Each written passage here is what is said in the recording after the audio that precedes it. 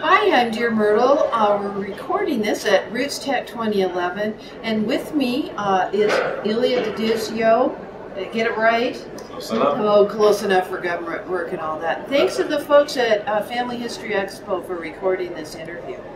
So, I have a couple of questions here. First of all, your general impression. This is day 3 of live Rootstech. What do you think? This is wild. This is non-stop.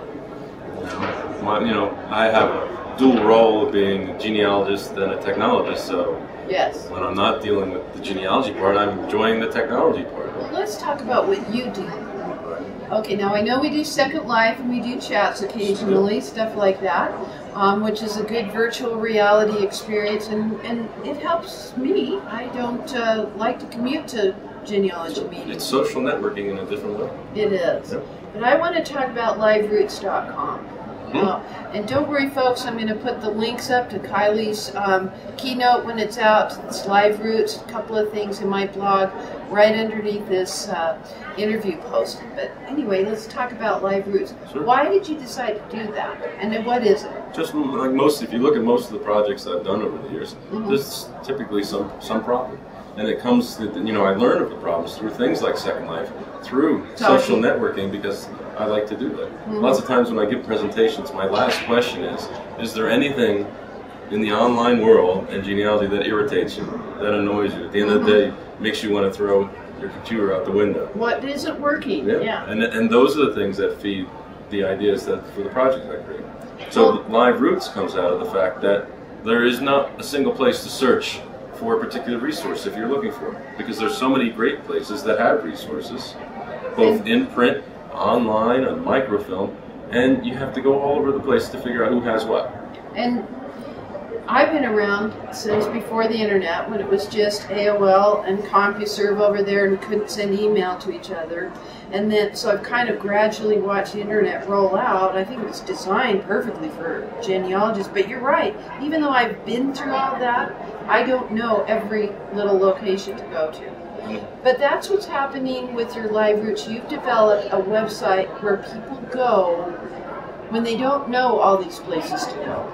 Or if they just don't want to spend the time doing it. Oh, now that's a good point. And the other thing to remember is that there's money involved in something. So if you are already subscribing to one site, and all of a sudden you happen to, even if you happen to use Google and you found this resource on another site that's paid, it doesn't connect the dots for you, right? The search tools we have. Whereas Live Roots will help connect the dots so that maybe you find this resource over on site B, but what Live Roots does, try to show you where that source exists in other places, and you might find out, hey, that source is already on Ancestry where I already pay.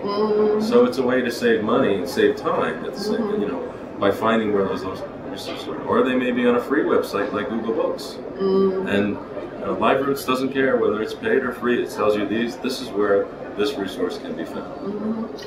So you probably had to do some behind-the-scenes work with these various websites in order for your site to be able to search them. Yep. I mean, the biggest task was less programming and more dealing with all these different data files and catalogs that the companies gave me, and try to make it into a homogeneous thing that you can search through.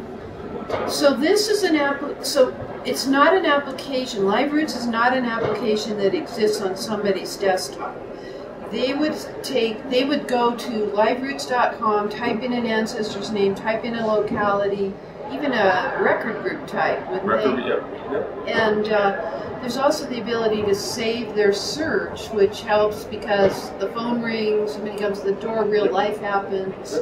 There's a lot of Web 2.0 kind of social things built into it as well to keep the process going. But it's really just that ability to find out where these things are. And I deal with a lot of beginner genealogists, and one of the things that I think they often overlook is the fact that when they start out, you don't necessarily want to start out by searching online for everything. You've got to do your basic groundwork. But you ought to go online and see if there's a book about your family. Yeah, no point. If somebody published a book about your family, so that's really one of the things that Live Roots is great at, because there are so many family history titles, and thousands of them in Live Roots, that if you just went in there as a beginner, put in your surname, just to see if there's a book out there. Right, because there's no point in reinventing the wheel if you don't have to. And I always put a caveat there to my dear readers. Whenever we do find a genealogy book, it's only as good as its source citation. So that's normal, basic genealogical proof standard stuff. Just because it's in a book or on the net doesn't mean it's true necessarily. We like to believe anything in print. Oh yeah, that's for sure. The same goes for obituaries. Yeah, it looks great. Okay.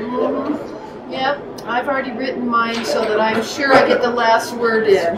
Gee whiz. Copyright protected it. Oh yeah, that would be good. Yeah, then you can't change it. Of course, then my death plus X amount of years. Okay, got it. So I've been chatting with Illya from liveroots.com. You've also got a blog. Talk about that. Well, the blog is part of Genealogy Today, which also includes the live root search. You don't have to just, if you wanted to use Genealogy Today, you could use that and the search engines built in there as well. But it includes a blog, it includes a wiki area. We're posting all kinds of miscellaneous resources and all sorts of historical sketches for a lot of the organizations where I'm posting the data as well. So you get the context for some of the data that you've acquired. And now, a lot of your searches are like an Ancestry or other websites, but a lot of the things that you have are things that you've bought at auction. Tell about that. I think you're crazy and I love it. I love it. For years I've been collecting all sorts of documents and smaller books, but mostly small documents from different organizations.